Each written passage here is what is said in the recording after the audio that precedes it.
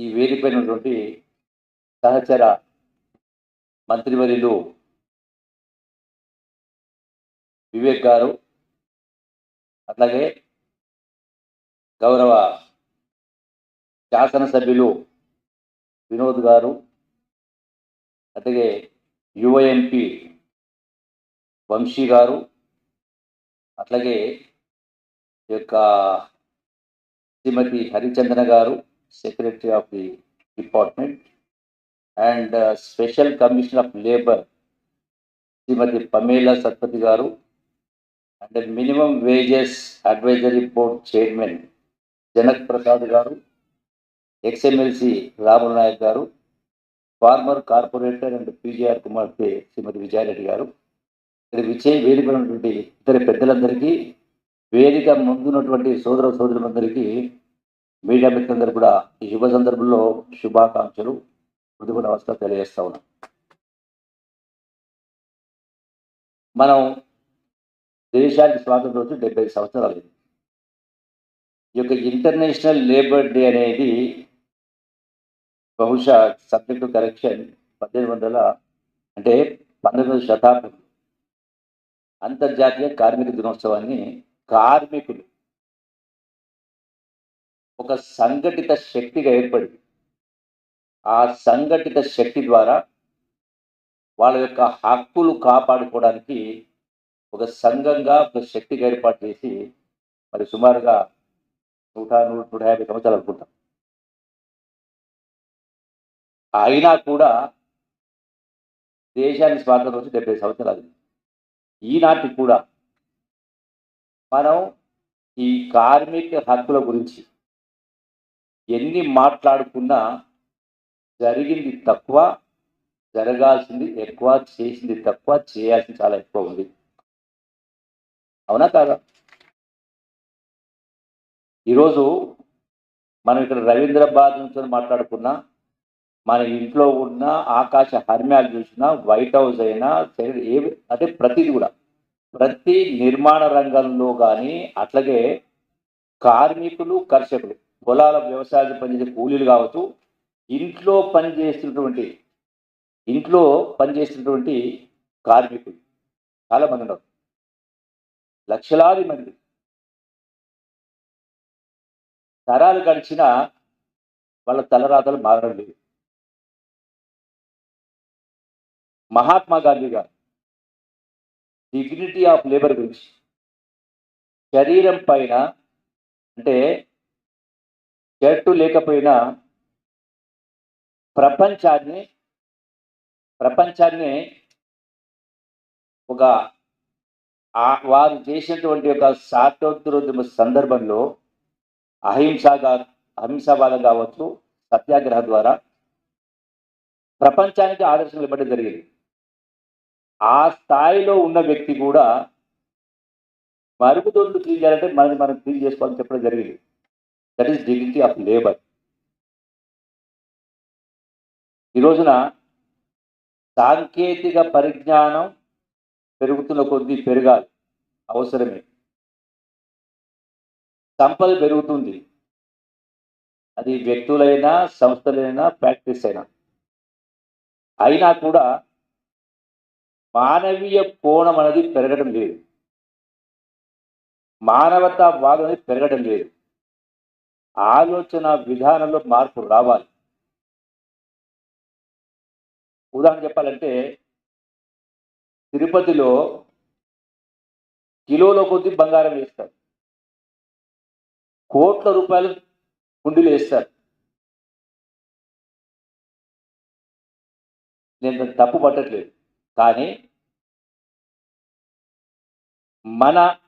మన చుట్టుపక్కల ఉన్నవాళ్ళు, మన ఇంట్లో పనిచేసేవాళ్ళు, మన ఫ్యాక్టరీలో పనిచేసేవాళ్ళు, అంటే ప్రతి ఒక్కరికి కూడా అంటే question of degree of satisfaction, తృప్తి, సంతృప్తి అనేది వాళ్లను పనిచేసేటువంటి కార్మికులను ఎవరైనా సరే, ఏ స్థాయి అయినా సరే, ఏ కేటగిరీ అయినా సరే, వాళ్ళను మనం ఆ స్థాయిలో ఆలోచన చూసి వాళ్ళను కూడా మన కుటుంబ సభ్యులుగా భావించి వాళ్ళ కష్ట సుఖాలను తీర్చినప్పుడే నిజంగా మనం వాళ్ళకి న్యాయం చేసిన వాళ్ళు అవుతాం.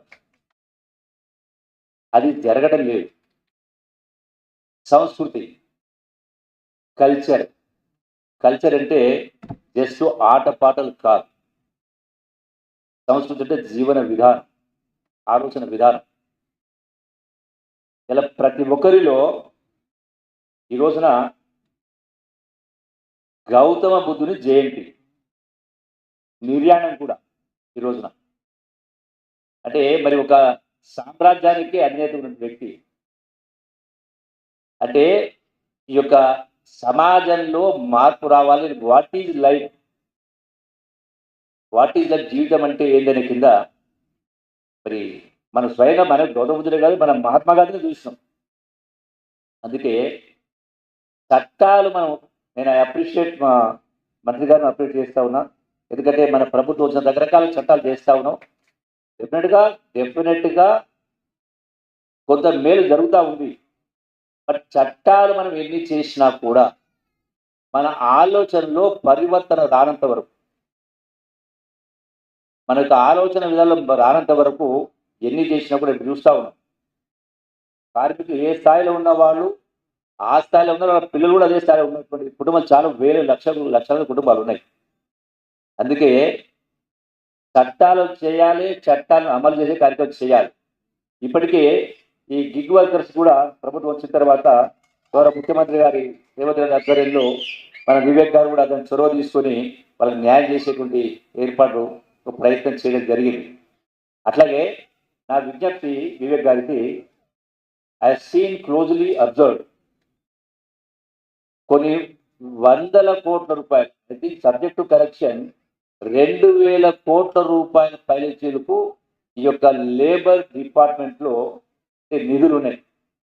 గతంలో బిఫోర్ పార్టిషన్ కాకముందుకు రకరకాల ల్యాప్సెస్ జరిగినాయి.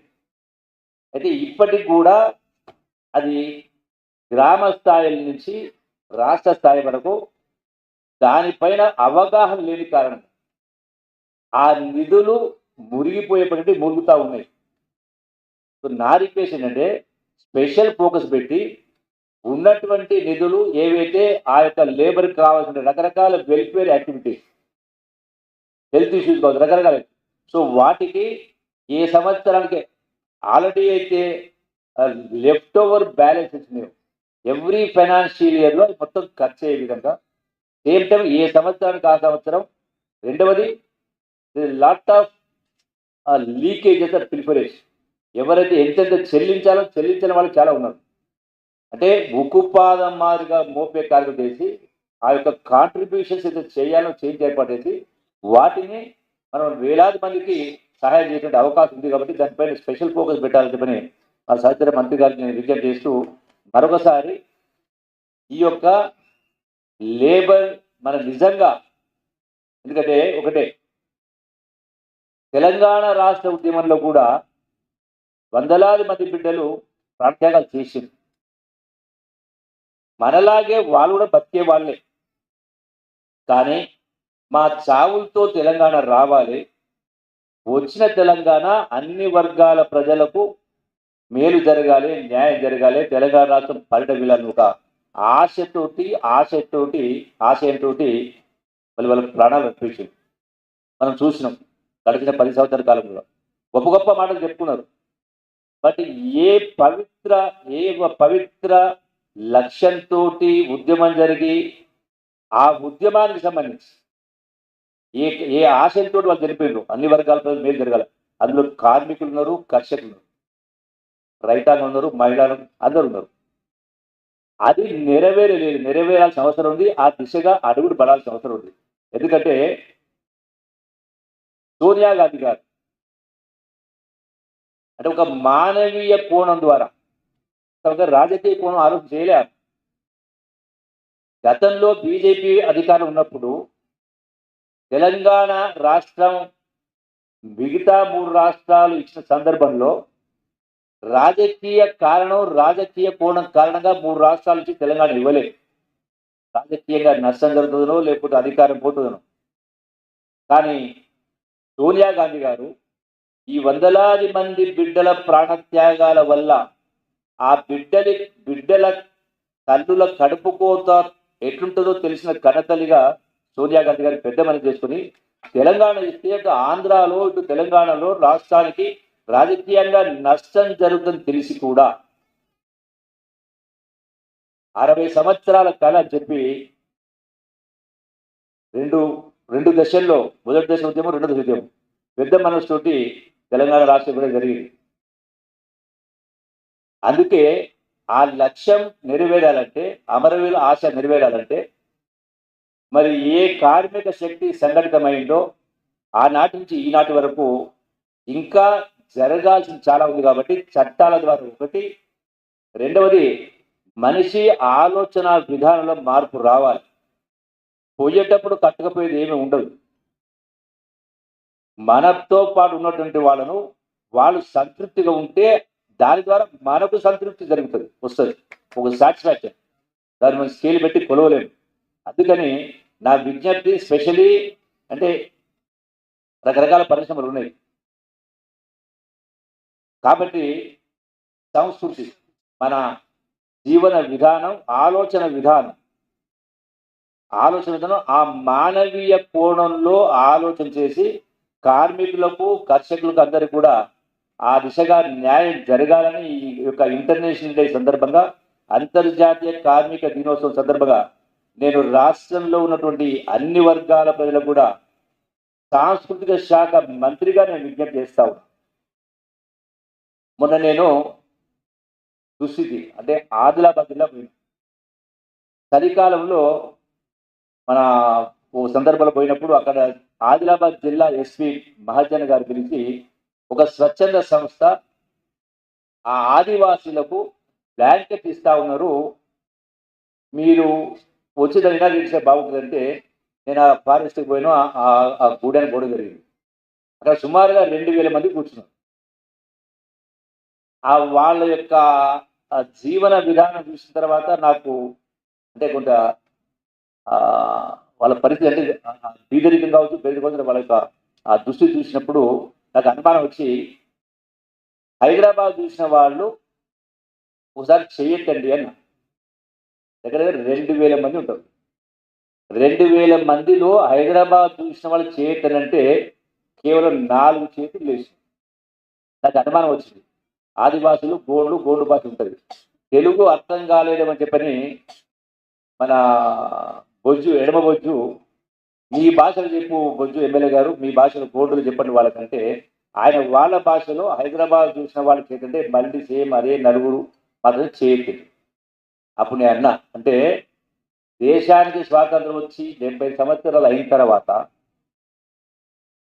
తెలంగాణ రాష్ట్ర రాజధాని హైదరాబాద్ చూడని వాళ్ళు 2000 మందిలో నలుగురు చూసిందంటే నాకు అప్పుడు అనిపించి అప్పుడే నేను అక్కడే అన్నా,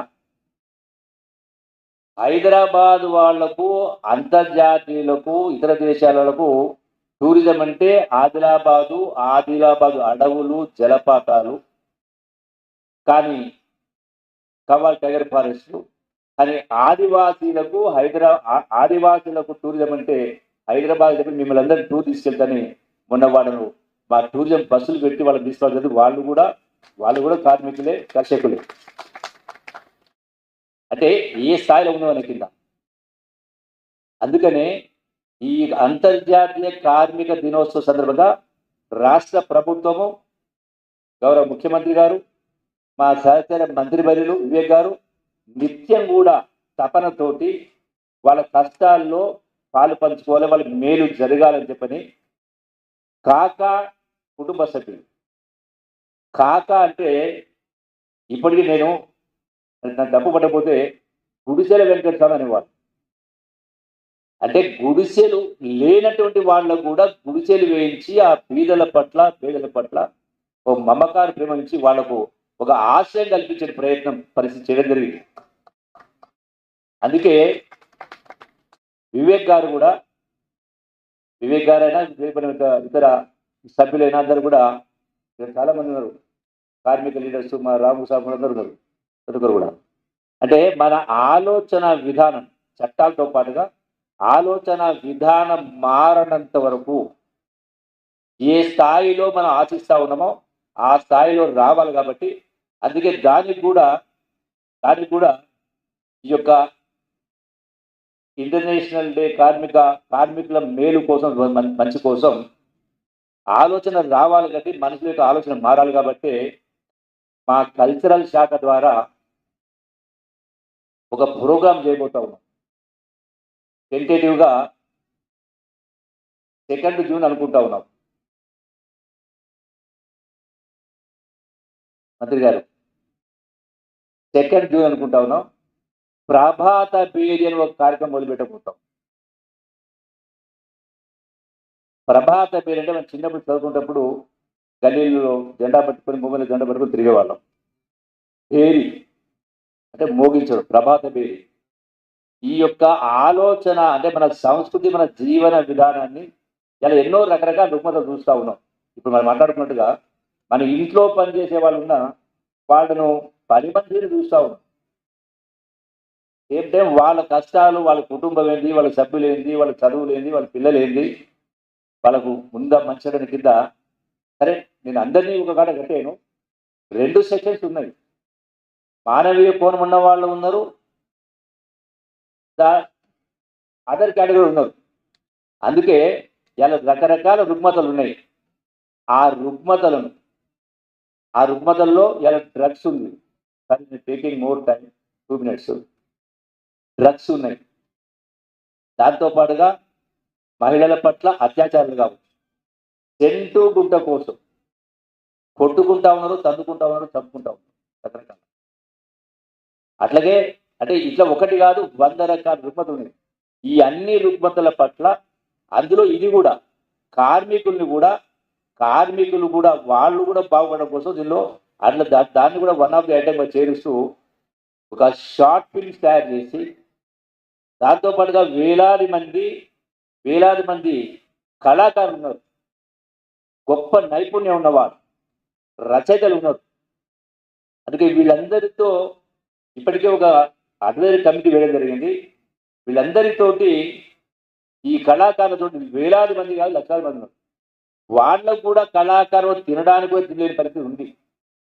అందుకే ఈ కళాకారుల ద్వారా, ఈ రచయితల ద్వారా షార్ట్ ఫిల్మ్ తయారు చేయించడం, సోషల్ మీడియా ద్వారా గ్రామాన ఆ వేదికల ద్వారా డైరెక్టర్ వాళ్ళు రకరకాల మనకు కళలు తగ్గట్టు ఆ కళల ద్వారా ప్రజలను చైతన్యపరిచి ఈ యొక్క ఆలోచన విధానం ప్రతి అంశం పట్ల ఇటువంటి అనర్థాలు జరగకుండా ఉండడం కోసం, మంచి కోసం, మేలు కోసం ఈరోజు బుద్ధ పౌర్ణిమ కాబట్టి మరి అటువంటి గొప్ప మనసును వచ్చే విధంగా ఆ మైండ్ సెట్ చేయడం కోసం ప్రభాత బేరి కార్యక్రమాన్ని 2 జూన్ ఏర్పాటు చేసిన కార్యక్రమం చేస్తున్నాం. అందులో లేబర్కి సంబంధించి కూడా అంటే ఎప్పుడైతే మనం వాళ్ళ యొక్క స్పృహ కల్పించే కార్యక్రమం చేసినప్పుడు అడగకుండానే కూడా ఇవన్నీ కూడా మంచి జరుగుతాయి కాబట్టి ఆ దిశగా అడుగులు వేస్తా ఉన్నాం. డెఫినెట్గా ఈ ప్రభుత్వం గౌరవ ముఖ్యమంత్రి రేవంత్ రెడ్డి గారి ఆధ్వర్యంలో, మా వివేక్ గారి ఆధ్వర్యంలో ఎన్ని చట్టాలు చేసే ఏర్పాటు చేస్తారో వాటిని అమలు చేసే ప్రయత్నం కూడా చేస్తూ ఉన్నారు. కాబట్టి మరి వారిని కూడా అభినందిస్తూ మరి నాకు మాట్లాడే అవకాశం ఇచ్చిన మీ అందరూ కూడా మరొకసారి హృదయపూర్వక ధన్యవాదాలు తెలియజేస్తూ సెలవు తీసుకుంటారు. అందరికీ నమస్కారం. Thank you.